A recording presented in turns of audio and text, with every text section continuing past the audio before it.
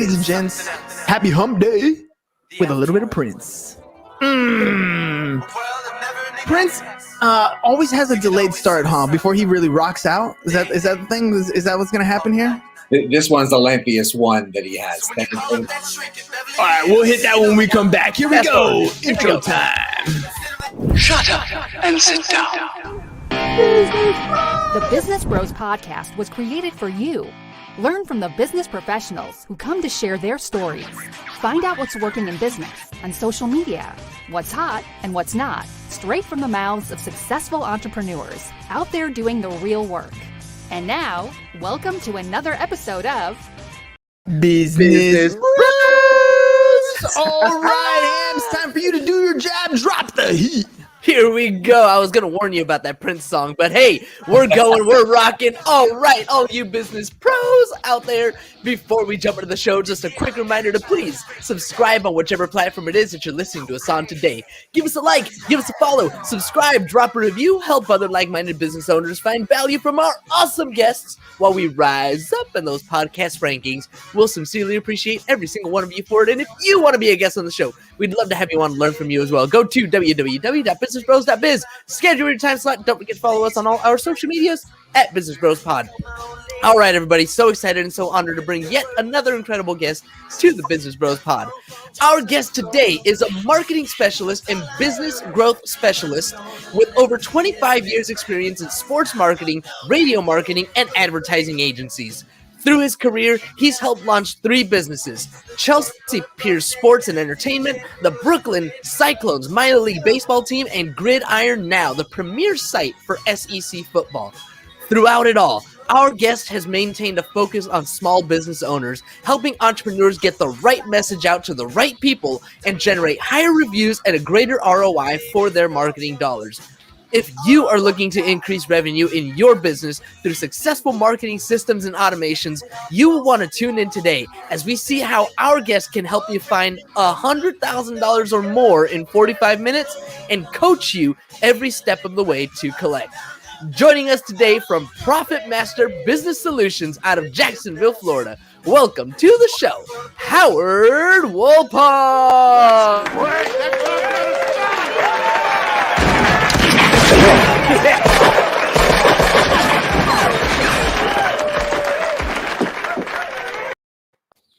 All right. Thank you. Howard, what do you think?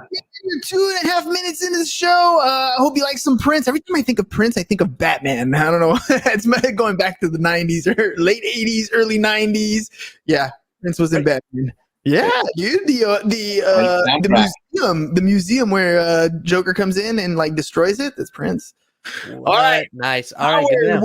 Welcome to the program, my friend. Okay, so Thank you. Starting a business. We've interviewed like 600 different entrepreneurs on the show, and probably the number one concern every business has is, how do I get more customers? So, tell me a little bit about your background. James kind of laid it out there on the Fire In show, and how are you helping them find that $100,000? How are you helping them get those additional customers? Sure. Well, very quickly, my background is, it started off really in sports, helping you start venues like Chelsea Piers in New York, and helping to launch the Brooklyn Cyclones in Brooklyn, bringing baseball back to Brooklyn in 2001. National and local radio and marketing and advertising agencies in a couple different cities. And I found that I was working with small business owners throughout and really helping them find some answers to what their problems are. A lot of the biggest problems are small business owners don't know how to be a small business owner because they went to college and learned how to be an employee. So that already puts them farther back in starting. But there's a lot of details that you can put into, whether it's your website, whether it's relationships you have, to really drive leads, sales, and revenue that a lot of business owners really aren't paying enough attention to right now. So you're telling me there's a chance? There's always a chance. All right, you said something that I think goes over a lot of people's heads, especially mine when it's slick like that, right? You said you've been involved in marketing and sales. Can you help to explain that to the audience? What's the difference between the two, and how do you help them understand the difference? Well, sales is the actual conversation and relationship. know, like, and trust. You would need to create a relationship with people to know you, like you, and trust you, to want to do business with you. So that's the cold call. That's the drop-bys. That's the actual conversations you're having with and negotiations with a prospect. The marketing really is the materials that you are using to get that meeting, whether it's the website, whether it's creating a landing page, whether it's commercials, whether it's the actual brochures you're bringing in, the different data. There's a lot of development that's being done to help the sales staff then go out and get the revenue. Now, you said you've been at this 25 years and you've been involved in different aspects from radio and all kinds of different marketing and sales type of things. In the last 25 years, marketing and sales has dramatically changed, at least the distribution has. When you're approaching things now like Facebook ads, YouTube ads, and stuff like that, how much of that is fundamentally sound, where you continue to do the same things you did 25 years ago, you're just doing it in a new platform today? A lot of things have changed. Absolutely. Live streaming right now, you couldn't do that 25 years ago. But a lot of the basics still stay the same. When it comes to sales, it's all about the conversation. I was going out and meeting people and talking to people and shaking hands, and that doesn't change. Now, thankfully, there's a new angle with screens and Zoom and doing things online because of what happened this past year with COVID. But marketing has evolved really through what's going on with technology, and that really is the key for a lot of small business owners. They have to stay on points, get a good understanding of what evolution is happening, and not just really sit back saying, well, I did this 10 years ago when I started, and it should still be working for myself, my team now. It doesn't always work that way.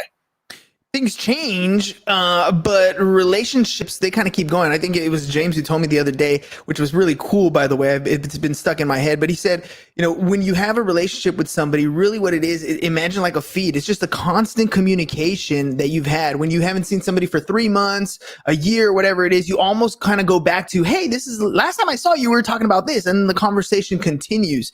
How important is it to know what's going on, to have that feed, to continue that conversation, to kind of, establish the relationship, but really to nurture it? Because, we just met right now. This is the first conversation we're having.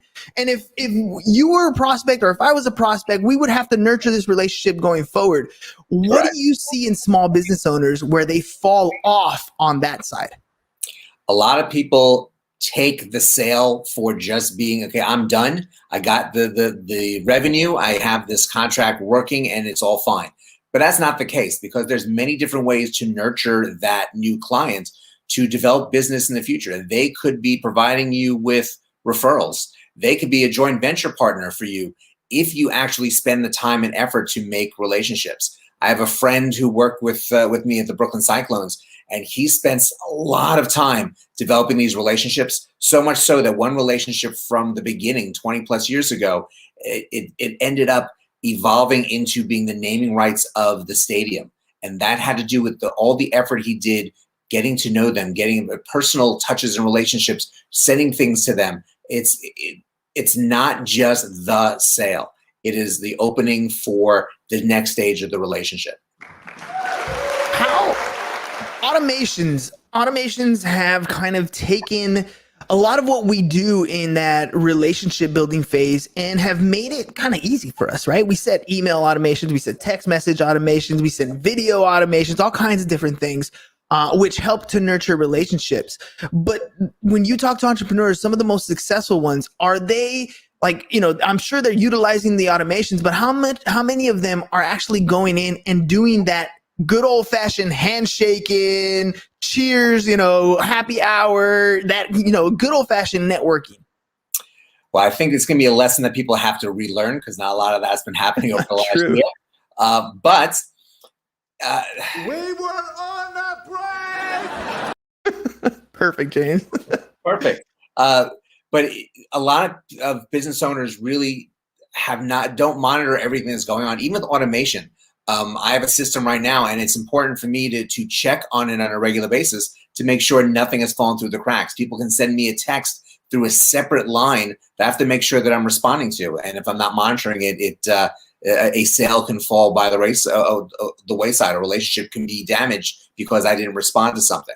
The best advice I've ever received was make sure you respond to someone within 24 hours. Now, granted, that was, but that was given to me before this century turned, and it was really phones and a little bit of email at that time. And things are now faster. So if someone texts you at 9 o'clock in the morning, they expect to hear from you before noon. So you really have to monitor all those automations that you're having, even though a lot of them really make your life a whole lot better. Sales cure all ails. I've heard that before in many networking events. You've worked with a number of different businesses, and they're all struggling at different things. They're all, whether we're talking automation, whether we're talking production, whether we're talking all kinds of different things. And sales seems to be the solution for a lot of them. And yet that's one of the things that they avoid the most. That's one of the things that they struggle with the most. If I'm coming to you as a business owner and I'm struggling with my business, what are the things that you're looking for, and what are the things that you see most commonly amongst those business owners that can kind of change the tide for them to get them in that position where they're comfortable making a sale, or they're comfortable building those new relationships, they're comfortable running their business and not dealing with that bottom line red? Well, the question really is, what is their sales process? What is their sales force? Is it just them? Is it other people? And how much training have they actually had? There's a stat I hear on the radio every so often from a commercial of how few people are actually asking for the sale in the conversation. If you don't ask for the sale, you're not going to get it. And yes, it's tough and it's hard, and that's all about developing that right personality. People don't like picking up the phone and making the cold calls, but it's having a system of being on top of what you need to do, schedule your day by day, what you need to accomplish. But really is going back to the original question of, I find that people's websites are not being used properly, and many of them are out of date and out of sync. And I say that because basically there's two things going on in someone's head as they are researching what their needs are. There's a problem I have I don't want, and a result that I want that I don't have. And if they can go to your website and start to get an answer that starts a conversation, then they're going to want to continue to do business with you, or at least keep having that conversation to figure that out. If your website just has an array of photos in a slideshow to then have to make the person think about what you're trying to tell them, or my favorite is the person who's been sold the website that things are flying in and out left and right. If you're on a phone, that just drives people crazy. People are going to jump from one to the other. And then always is the third, the person who spent money on a website 10 years ago and figured that's an investment that's going to be the lifetime of their business, and people can access it on the phone and look at it and can't figure anything out. And it's amazing how many businesses still have that. The website should be a 24/7 salesperson. There's many ways to put that together for that's going to happen, and not just a brochure. The brochure information is important, but it's not what your lead should be. Oh my gosh, you're starting to speak my language here, shifting from what was traditionally called a website to what is now called a funnel, but it's pretty much the same thing, except on the way you described it, it's a 24/7 salesperson, right? So help me walk through when you have somebody who had purchased that website 10 years ago. It's like they bought a retail building and they didn't do anything to it, right? They bought a sign, and then maybe they changed the name of their business but never really went back and painted the building or changed the sign. It's kind of just sitting on the internet doing something, not really giving anybody information, versus what we have when we have a funnel. It's pretty much, there's only one thing you can do on this thing. It's going to send you to one exact location. It's going to guide you completely through the sales process. Why one versus the other? Why aren't people seeing that difference, right? Why are they sticking with this traditional old website versus moving over to a quote funnel? I think it has to do with the sticker shock of what they might have paid for the website. I think whenever they did the website, or what they've been hearing from people of what websites are costing, it's a lot of money if you look at it as an expense and not an investment. And there's also unfortunately, a lot of companies out there overcharging for these type of websites. And they also don't understand. They don't understand the strength of what a funnel can do. And the funnel can be part of your website if done the way. It says, one shot and everything is great. or you can have splash pages with different themes and hitting different demos to then drive them to the website once you're done. The key to it really is something I call the conversion equation, and that's interrupt, engage, educate, and offer. Interrupt is a headline. There's like a newspaper, a big headline that captures people's attention, again, getting into their mindset of the things that they want to get resolved. The engage is a subheadline, a question that really asks to the prospect and touches on the things that are going on in their head that are challenges to them. The educate really is the pitch, and the offer is something that's really irresistible they can't say no to. Now, the pitch really doesn't have to be do business with me. It can be a specific offer, a pitch to the offer that you're offering that encourages people to learn more about your business, to learn more about what kind of decisions they have to make. If it's something that's related to women searching for information about their wedding day, and you're giving them a PDF, 5 things to know so your wedding day doesn't turn into a complete disaster, something that really catches their attention, and something they really feel they need to have, they're going to make a trade for you, and that trade is going to be their name and their email address, and that starts the opportunity for a drip campaign and having a conversation with the visitor to your website. You know, when we have customers that do business with us, and they do business with us and they actually like our service, we said we were going to do something, and, you know, lo and behold, we actually went out and did it. We have satisfied customers. Today, you know, we've been using testimonials a lot, and my concept, my thought behind it, my pitch behind it is pretty simple. It's, you know, if I tell you something, if I tell you how awesome I am, you may believe me, you may not. However, if my customer tells you how awesome an experience we had, that's powerful. How can clients use, or how can business owners use their existing clientele with testimonials to help bring in more referral business and bring in more new business? It goes back to that, continuing that relationship with your customer. If you are having a good, you have a good relationship with them, you're still in communication with them, they like you, they know you, they trust you, they're going to want to do things for you. And just putting their phone up and taking a video for you, or you coming to them and videotaping a very quick testimonial that you can use in a short video. No one's going to sit there watching 10 minutes testimonials. But 30, 60, 90 seconds of testimonials embedded into a website, embedded into some sort of social media campaign. People want to see that. People take note of video as opposed to just reading a testimonial from someone. It's extremely powerful and extremely a great way that a happy customer can feel they're giving back to thank you for the services you provided them. I'm gonna take a mid-show break here. I'm gonna do things a little bit different. I want to make sure that our audience knows. I mean, so far it's like 17 minutes in, and you've already dropped so much information. If people want to work with you, how do they get a hold of you? The best way is to reach out to me on my website, profitmasterbusinesssolutions.com. There's an opportunity there to actually download one of my books, Business Marketing Maneuvers. And there you can actually go through all the strategies that I'm discussing right now, how to really help grow your business and find that hidden $100,000 in your business that you can take advantage of without spending additional money on marketing or advertising. All right, there's so many complications. We've been just on the sales and marketing side because that's what that's what I love as far as, you know, creating content and stuff like that. So social media. There are different ways that people use or consume social media, whether they're creating content or they're consuming content. How important is it for a business to have a social media page, and what should they be putting on that thing to make it, you know, as useful as possible? Well, first, let me acknowledge Happy Social Media Day. Today is Social Media Day. I didn't see a lot of posting about it, but it is Social Media Day. You didn't know that? Yes, it is. June 30th every year. Some of it is important just for presence. And I talk to people a lot. The Facebook business page really is changing. And the fact that people have the icon on their websites, people click to see what's going on there. Most people just need to see that it's there.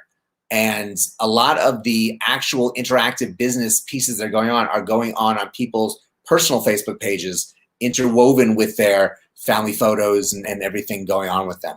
So the worst thing that can happen is that you've set up a Facebook page in 2018, put up a couple of nice photos, put the icon onto your website, people click on it and see that you have not been there since. You can't do that. You have to have some level of presence, but you need to figure out, what does your audience want? Where are they? And that's where you need to be on social media. If your audience is on LinkedIn, then you need to have different articles for your company page on there. And if you have a staff that's also on LinkedIn, getting them to then share it so that you're getting more of a reach within their networks and audiences as well. If it's on Instagram, you need to find the right messaging for you and your business, and also find the right hashtags that go along with it to gather more people following you. Photos are obviously very important on Instagram, personal photo, people, their faces and reactions that go along with that. There's some time that can be put into that. Obviously, there's free services like Canva that you can create the right images and pop them up there. It does take time. It does take a lot of thought, but it all comes down to, who is your audience? What are they on? And that's where you need to be. Dude, the social media space, it's funny how it works. We're so afraid of creating the content, right? Okay, you said exactly what I hear over and over again. You need to stop being invisible. You need to have a presence online. You need to be visible. If you post on a regular basis, you become credible. And then after that, that's when you start to interact with people, and you can hit that profitability stage, right? You go from invisible to visible to credible to profitable. But the problem is, we don't always know how to pick up the camera and actually say something into it. And then we kind of get, we're like, I don't like my face. I don't like my voice.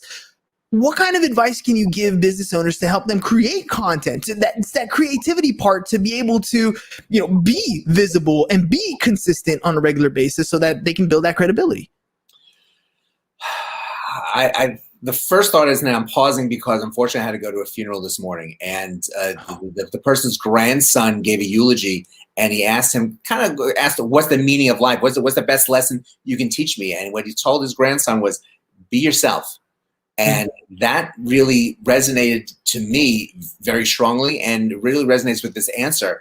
People want to see you. People don't want, again, the Wizard of Oz hiding behind the machine. It was the professor behind the scenes. That's really who it is. They don't want to see the big show. They want to see you. So be the best real you that you can. Take photos of you. Take photos of you in the business. I have a friend who does a great job with getting a photographer and taking around the city of Detroit and finding these great places and taking photos of her and utilizing her in her social media. That's her. That's real. So sometimes you can step it up to that level, but sometimes it can be very hokey and just be fun and silly just because that's who you are. But just be real. People want real. Where should I spend my time? Should I be on Facebook? Should I be on Instagram? Should I be on YouTube? Should I be on Twitter? Should I be on TikTok? I mean, there's so many different platforms, and they all have different types of creatives. How do I select one, or do I do them all? I think it goes back to finding out where your audience is. It's that. Don't be on TikTok if your audience is 65 and above. You know who your, at least I hope you know who your audience is. Who is your avatar? And that's where you want to create things for them that resonate to them. Again, sometimes it can be challenging to think about, well, I work in a hardware store. How do I do this? But you can do fun things with video and doing it on YouTube. You can do tons of informational pieces on YouTube. I had 3 repairs in my house over the last month, and I went to YouTube videos from companies who just put these pieces out. So find something that your audience will have value from, because you don't have to be everywhere. You have to have that Facebook page and have something being posted on it. You don't have to be on Instagram if what you sell really isn't visual and your audience isn't looking for it. All right, let's talk about partners. I'm seeing a lot more collabs going on in social media, in different promotions. When I'm a business owner and I want to grow my audience, or I want to get more exposure or get access to other email lists, how can I go about structuring a collab to maybe run promos or things like that to help kind of grow my business? I think if you're working with larger companies, this goes back to my radio days, you need to figure out what benefits you have from them, because there was ad spend money, and if you mentioned their name in certain ads, but it was a process of having just a file for it. But that saved companies a lot of money using big corporations money to sell air conditioners for their small little business on the radio. So you need to research this. But there are a lot of people who have the same customer as you, but you don't trample on each other. And there's a lot of different, you can do this with joint ventures, with being able to send leads back and forth to each other, but just by contracting that you'll give 10% back and forth to each other if a contract is done. And with social media, you're just trying to find that right match. And if you can find the right match and the right partner, there's a lot of things you can accomplish. And business is not easy. It's a struggle. Everybody goes through their ups and downs. You've been at it for 25 years.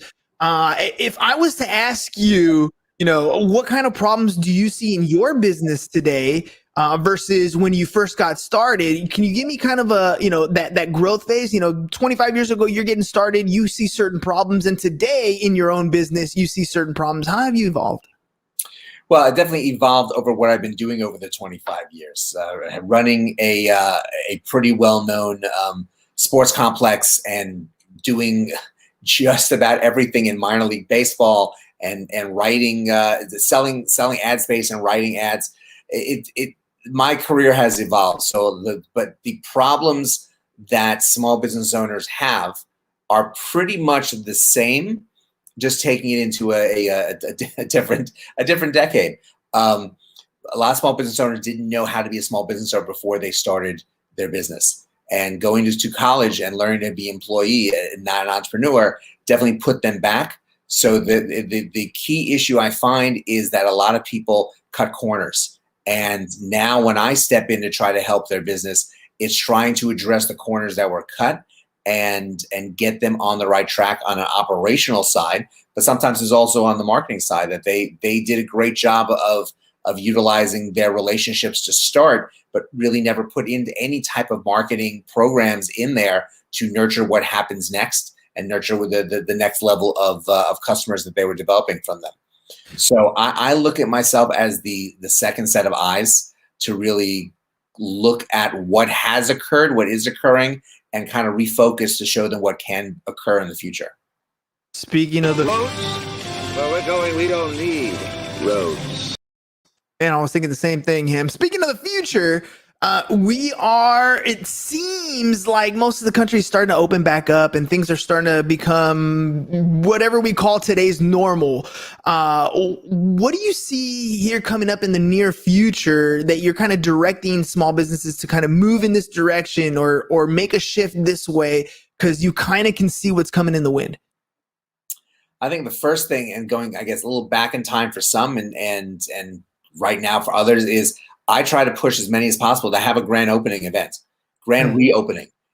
Everything is open and we're back in business, and let's celebrate the fact that we want you to come back to us. That was very important and really shows some great success for those that were able to implement it. Moving forward, there's a lot of, look, we know the country is split, and there's a lot of people who have different opinions of how they're going to handle themselves out in public. And you have to figure out your best way of having some level of e-marketing and e-commerce, being able to facilitate people who are still will not be comfortable going into places, and then really just watching. I think the news changes every day, and that's really important to be on top of what's going on within your city, with what the rules are, what people are starting to really see results from. And it's an experience that no one wanted to have, and now we have it, and we're hoping that we all learn something from it. Howard, it's been a pleasure having you on the show, my friend. One more time before we head out, how can people get a hold of you, and how can they work with you? You can reach out to me through my website, profitmasterbusinesssolutions.com. And I work with people on one-on-one, really with small business owners who really been working for too long and too hard, have not seen all the efforts of their business and their results. And I love providing results for people. And let's talk. If you have any type of questions, I'm more than happy to answer them. Operations is key, man. Standard operating procedures. James is the man for that sort of stuff for our side and what we do. So my last little question, I'm sure you've been on a number of different podcasts already. What was your experience like on the Business Bros? This is fantastic. You guys, it's a party. This is not a podcast. This is a news information party being blasted out on all your different platforms. And this was fun. A lot more people should be doing this. Cool, man. Thank you very much. All right, ladies and gents, look, here's the bottom line. You're going to make mistakes in business. It's going to be a struggle, and it's not the easiest thing in the world. But if you talk to people who have experience, right? If you can go to ProfitMastersBusinessSolutions.com, you talk to people like Howard and sit down and kind of figure out where it is that you are, where it is that you want to go, and we can kind of figure out all that minutia in between. That is where the success secrets actually lie. It comes from the mentors, the people who are already doing it. You don't have to figure it out all yourself. We live in the information age. So do me a favor. One more time, go to www.profitmastersbusinesssolutions.com. Reach out to Howard, figure out what he can do to help you. At least have a conversation, because again, you never know where that's going to lead. Open the door. See what happens. Howard, thank you very much for coming on the show today. Ladies and gentlemen, we'll see you guys again mañana. Tomorrow's my favorite day of the week, SHIT. So happy it's Thursday. We'll see you again. Peace. And we're out. Thank you for listening to the Business Bros Podcast. Are you looking to get more clients or to increase your income? Hernan, the business bro, can help you generate referrals through the power of podcasting. And James, the insurance bro with Pipeline Insurance, can help you effectively add insurance to your existing business. If you are ready to create wealth today and generational wealth for tomorrow, email businessbros@csfirst.com to schedule a free consultation, or join the Business Bros Network, www.businessbros.biz.